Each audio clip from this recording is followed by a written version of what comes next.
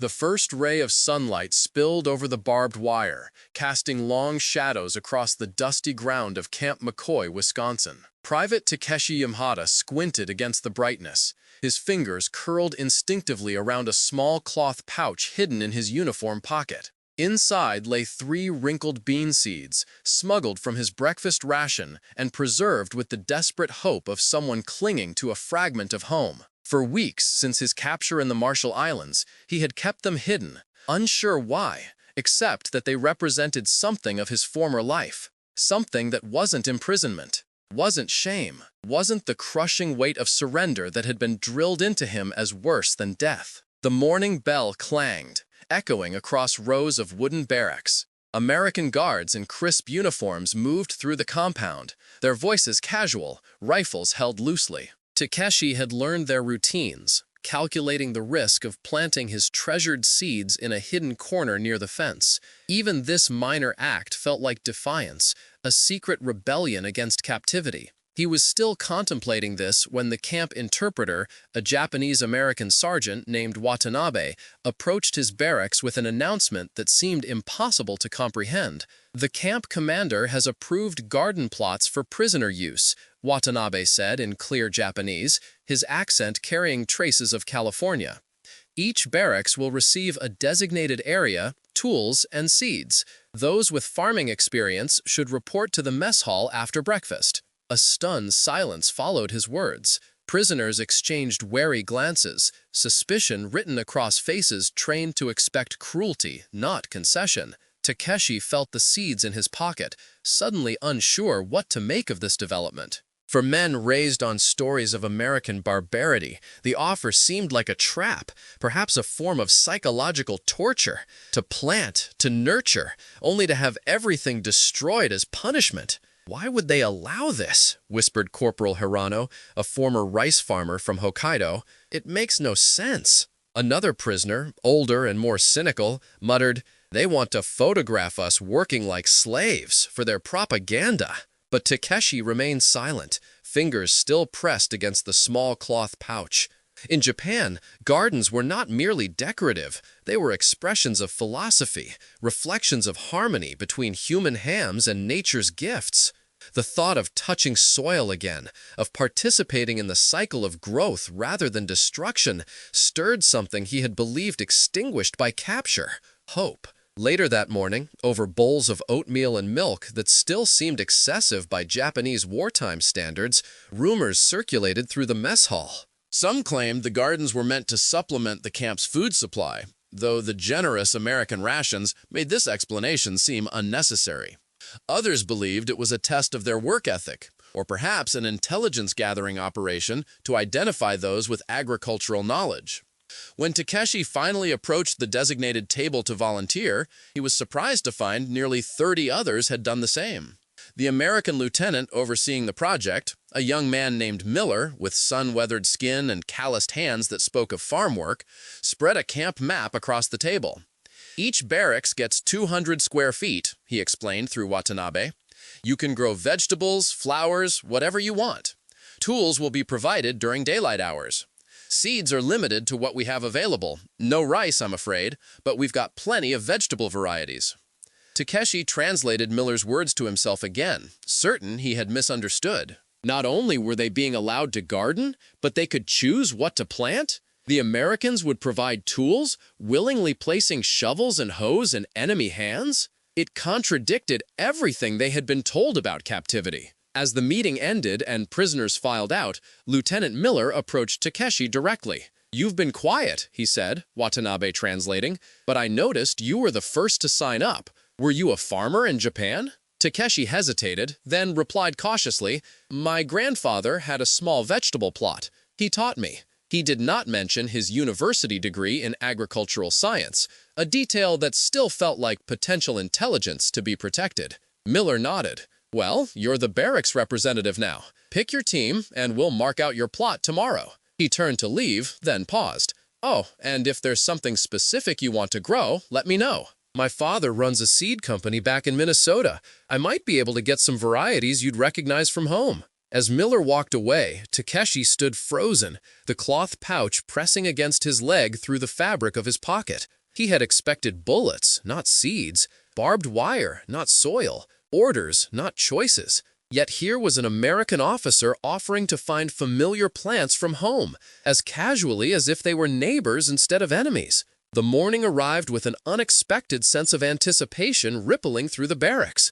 Men who had barely spoken since capture now discussed crop rotations and debated the merits of various vegetables. Even those who had never tended more than a windowsill plant in civilian life found themselves drawn into conversations about soil and sunlight. The garden plots had not yet been assigned, but already they had accomplished something remarkable. They had given the prisoners a future to contemplate, however modest. After breakfast, Lieutenant Miller arrived with 2 guards and the interpreter. Rather than the perfunctory inspection the prisoners had come to expect, he carried rolled papers that turned out to be rough garden plans. "The soil here is good," he explained through Watanabe, spreading the diagrams across a table. "Sandy loam, well drained. You'll want to consider your spacing carefully. We don't waste water here like they do on the coasts." Outside, the designated area revealed itself as a strip of land between 2 barracks, roughly 40 feet by 80, divided into plots. Guards had already installed a simple irrigation system, a line of pipes with spigots at regular intervals. Several wooden crates sat nearby, and Miller gestured toward them. "Basic tools," he said, "shovels, rakes, hose.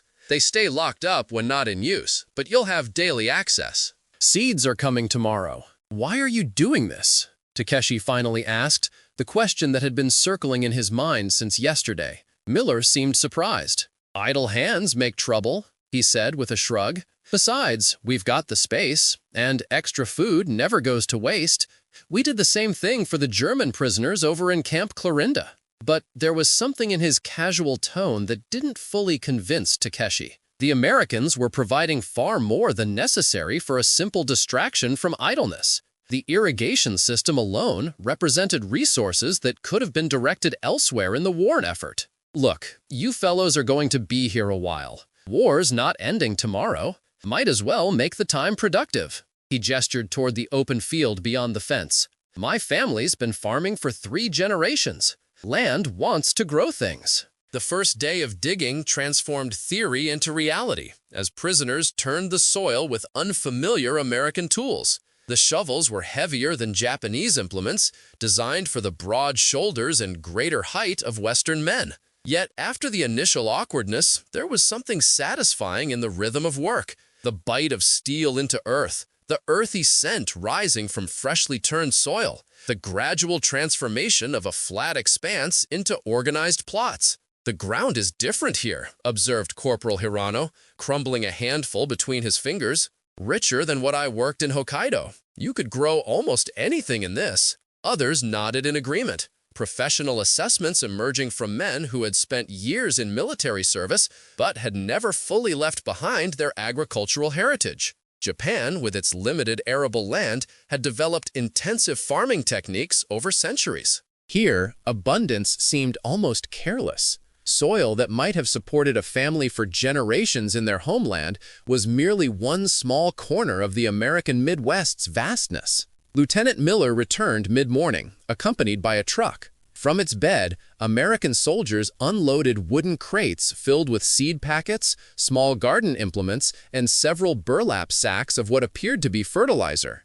The sight of so many resources devoted to a prisoner project left many Japanese speechless. "Instructions are in English," Miller explained through Watanabe, indicating the seed packets. "But the pictures should help. We've got carrots, potatoes, radishes, several types of greens, beans, peas, tomatoes, peppers, even some flowers if anyone's interested." Takashi translated the list for those who hadn't understood, watching their expressions shift from disbelief to cautious excitement. In Japan, wartime rationing had made such variety a distant memory. Gardens there now grew only essentials, every calorie precious in a nation straining under blockade and bombing.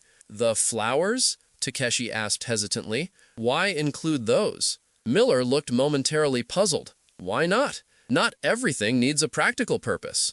After a pause, he added, "Though if you want the official reason, they attract beneficial insects, good for the vegetables." This pragmatic explanation seemed to satisfy the Americans' own sense of wartime utility, but Takeshi suspected something deeper. The inclusion of flowers, plants with no value beyond beauty, suggested a perspective fundamentally different from the austerity that had defined Japanese life for years. It was an abundance so complete it had room for the unnecessary. When Miller left, the prisoners gathered around the seed crates like children discovering unexpected gifts. Men who had faced American bullets now examined American seeds with cautious wonder, reading unfamiliar names, studying the colored illustrations on the packets. "My mother grew these," said a young private, holding up a packet of marigolds, his voice catching slightly on the memory. "These tomatoes," observed another, "they're different from Japanese varieties, much larger."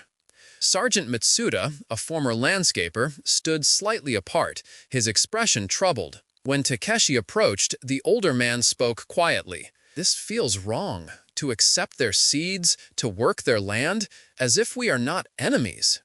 "We grow the gardens for ourselves," Takeshi replied, "not for them." "Are you certain?" Matsuda countered. "Perhaps this is their way of making us forget who we are, of turning us into docile workers, grateful for small permissions." That afternoon, the work proceeded with increasing coordination. The initial plots were marked and prepared, irrigation channels established, and the first seeds planted in careful rows. Prisoners who had once commanded men in battle now knelt in the dirt, pressing tiny seeds into precisely measured furrows, their movements reflecting agricultural knowledge that predated their military service. Guards watched from their positions, occasionally exchanging puzzled glances at the sight of enemy soldiers working with such evident care.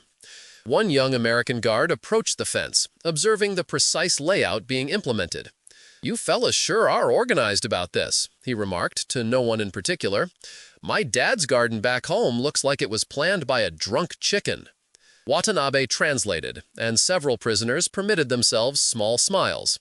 The comparison to family gardens humanized the guard in a way that felt both unexpected and unsettling. It was easier to maintain the emotional distance of enmity when captors remained abstract figures of authority rather than men with fathers who kept untidy gardens.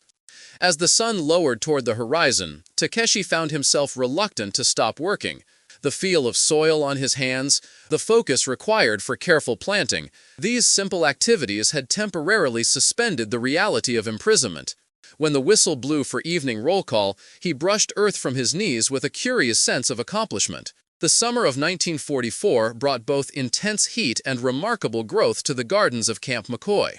What had begun as modest plots now expanded across nearly an acre of campgrounds, transforming the prison landscape into something that resembled, from certain angles, a productive Japanese rural village. The original vegetable rows had been supplemented with herb gardens, a small orchard of saplings, and even a traditional rock arrangement that Sergeant Matsuda had designed to evoke a Zen garden in miniature. Most surprising to the prisoners was the arrival of several crates containing Japanese plant varieties, seeds and cuttings that Lieutenant Miller had somehow procured despite the ongoing war. The day these treasures were distributed, grown men wept openly at the sight of familiar packaging, at the prospect of growing foods that connected them to distant homes and families. "This is shiso from Kyushu," whispered one prisoner, holding a small paper envelope as reverently as if it contained gold. "My grandmother's village was famous for it." Takeshi examined his own allocation,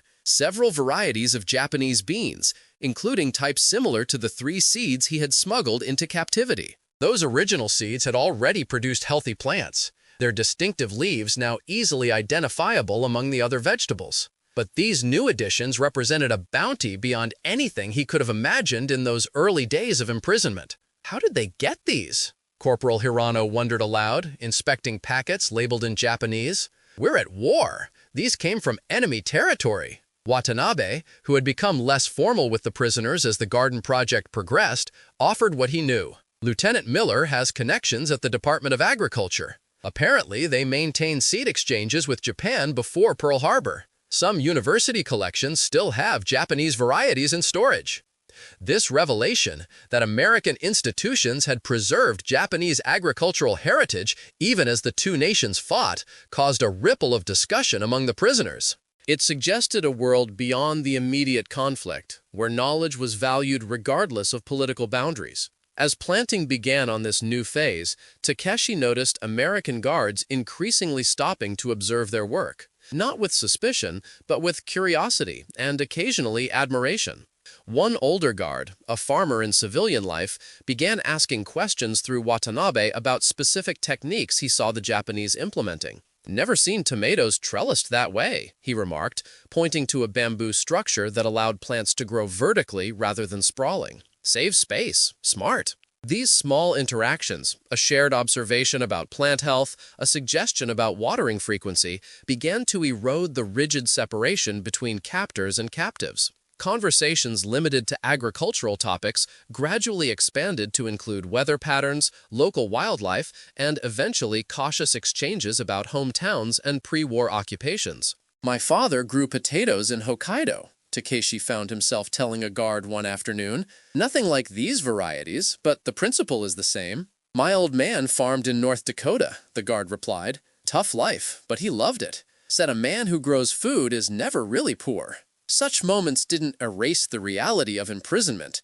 The barbed wire remained, roll calls continued, and escape was still punishable by severe consequences. Yet something had undeniably shifted in the camp's atmosphere. The gardens had created a neutral territory where common humanity could occasionally emerge from beneath the overlay of war. This transformation became most evident when the first substantial harvests began in late summer.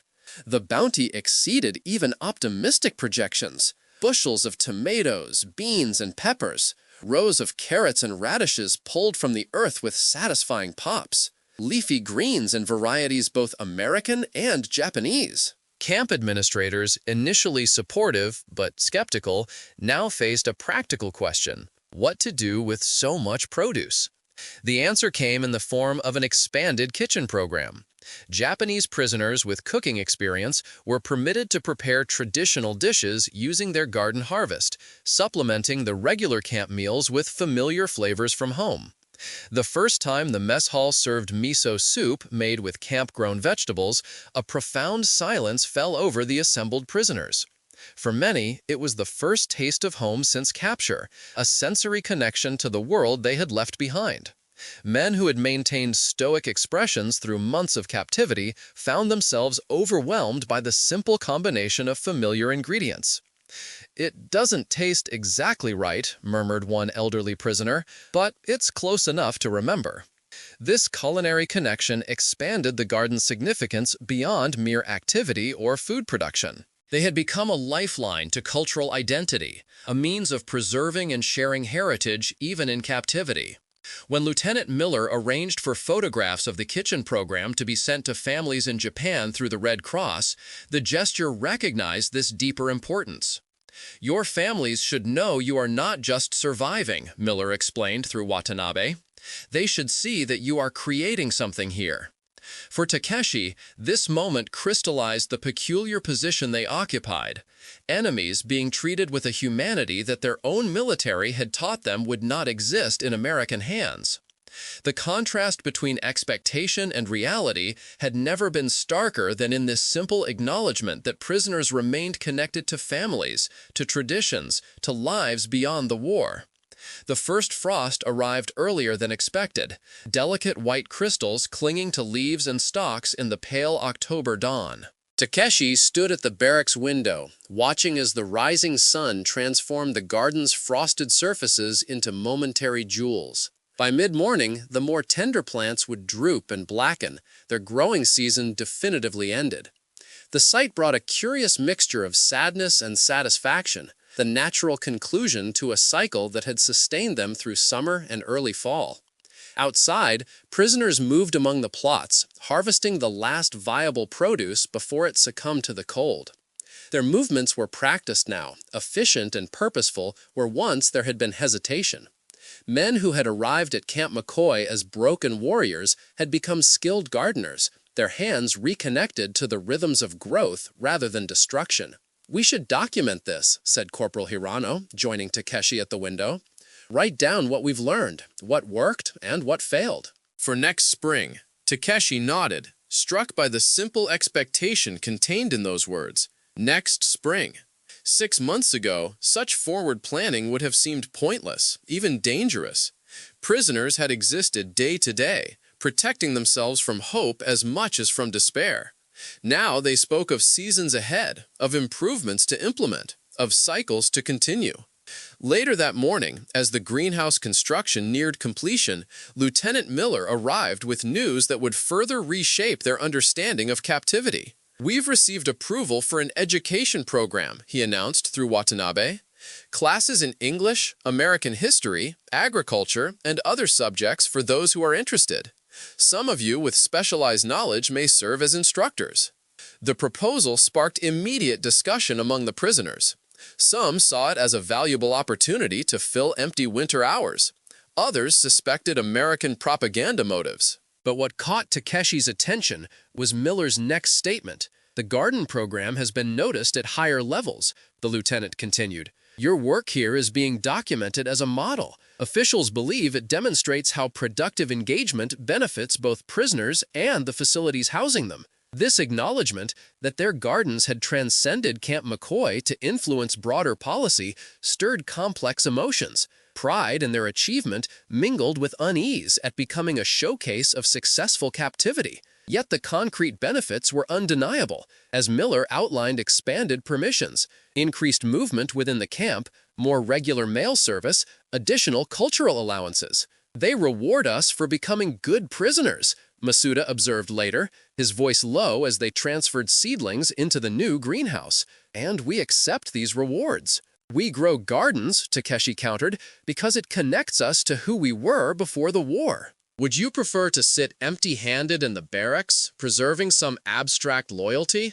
Matsuda had no immediate response, but his careful placement of each seedling in the prepared soil revealed his own attachment to the project, regardless of ideological reservations. The plants themselves had become neutral ground, neither fully American nor Japanese, but something that transcended national boundaries. In February, an unexpected package arrived for Takeshi, books on American agricultural techniques from the University of Wisconsin, requested by Lieutenant Miller without telling him. The gift left Takeshi momentarily speechless, not merely for its practical value, but for what it represented. Recognition of him as a scholar rather than simply a prisoner, an investment in knowledge that might only bear fruit after the war ended.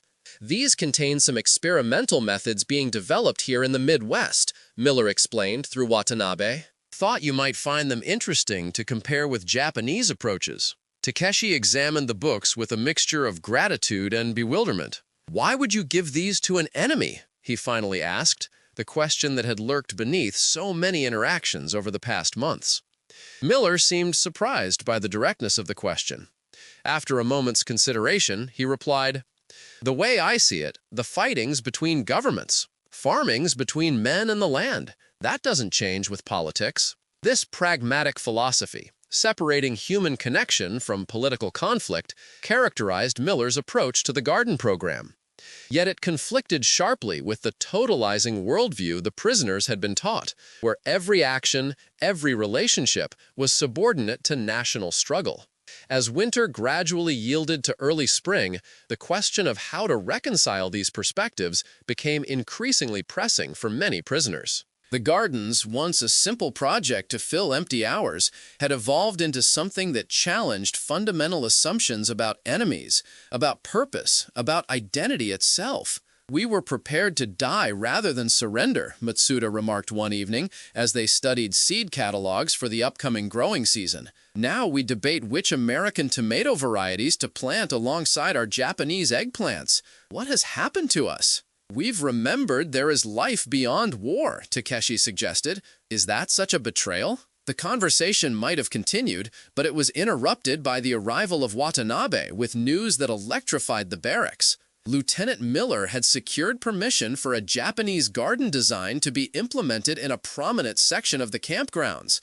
Not merely vegetable plots, but an aesthetic space incorporating traditional elements, rocks, specific plantings, even a small water feature. As early spring sun warmed the Wisconsin earth, work began on transforming a quarter-acre section near the camp entrance. Prisoners moved rocks with mathematical precision, created carefully contoured landscapes from the flat ground, and constructed a small wooden bridge over what would become a water feature. The labor was physically demanding, but executed with a focus that approached meditation. Guards observing the work often seemed puzzled by the apparent randomness of stone placement, or the extensive deliberation over seemingly minor details. One young American, watching Matsuda spend nearly an hour positioning a single boulder, finally asked through Watanabe, "What's he looking for? It's just a rock."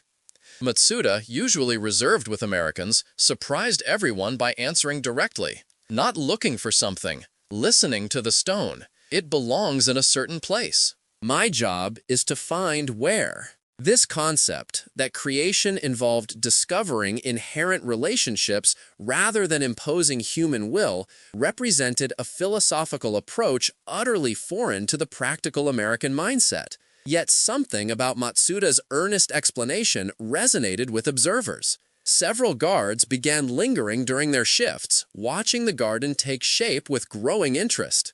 When the Japanese garden was finally completed in late May, Lieutenant Miller arranged a small ceremony. Camp officials attended, along with representatives from the local community and several journalists. The prisoners, uncertain how to feel about this attention, stood awkwardly as photographs were taken and speeches made in English. The camp commander spoke briefly about international cooperation. A university professor commented on cultural exchange. But it was Miller's simple statement that resonated most with the Japanese prisoners who understood enough English to follow. "This garden represents something important," the lieutenant said, gesturing toward the harmonious arrangement of stone, water, and plants. "Not just skilled work, but a different way of seeing the world. Our guests have shared this vision with us, creating beauty in an unlikely place. For that, we are grateful." The word guests rather than prisoners caught Takeshi's attention, a small linguistic acknowledgement of humanity that seemed to encapsulate the strange transformation that had occurred at Camp McCoy. They remained enemies by definition, captives by circumstance, and yet something more complex had emerged through the shared language of growing things. One evening, as sunset painted the Wisconsin sky in colors that reminded him painfully of home, Takeshi walked alone along the paths of the Japanese garden.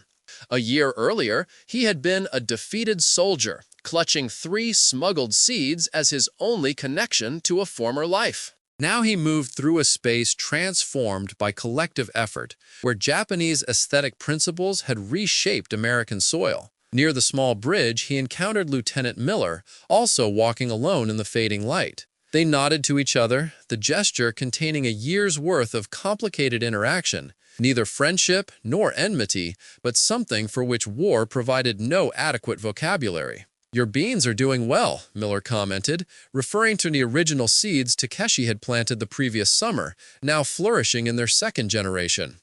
Takeshi nodded. "They have adapted to this place," he replied in his improving English, "as have we, perhaps." Miller seemed to consider this, looking out over the garden that blended elements from worlds in violent conflict beyond the camp's boundaries. "When this war ends," he said finally, "some of what was planted here will continue growing." The gardens of Camp McCoy, Wisconsin, both the productive plots that fed bodies and the aesthetic space that nourished spirits, had become something neither side could have anticipated when the first seeds met American soil. They had grown into a testimony that even in war's shadow, human hands could create rather than destroy, could find common ground in the literal sense of shared earth. As nightfall completed its descent and the first stars appeared above the carefully placed stones of the Japanese garden, Takeshi wondered how many other small bridges were being built in unexpected places, moments of connection surviving despite the world's division into enemies and allies. Perhaps such fragile growths, like seedlings emerging from dark soil, represented hope not just for the war's end, but for what might be possible in its aftermath. What moments of unexpected humanity might be taking root even now in places where enemies meet? What gardens grow unseen where barbed wire casts its shadow? The questions lingered unanswered as Takeshi turned toward the barracks, carrying with him the scent of Wisconsin earth, now home to Japanese plants. A small reconciliation in a world torn by conflict. A quiet reminder that beneath the divisions of war, the ground we share remains capable of nurturing life regardless of whose hands tend it.